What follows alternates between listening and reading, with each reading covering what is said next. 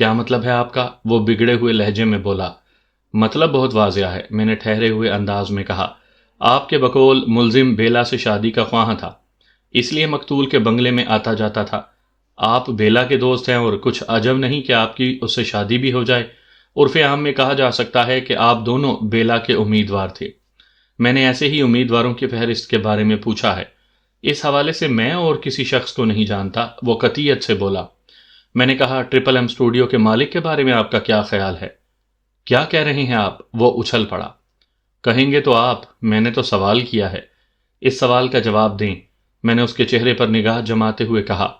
میں نے سنا ہے فیضان نامی وہ شخص بھی مقتول کے بنگلے پر آتا رہتا ہے۔ فیضان صاحب بھی بیلا کے سلسلے میں کبھی کبھار مقتول کے بنگلے پر جاتے تھے، لیکن ان کا معاملہ خالصتاً کاروباری ہے۔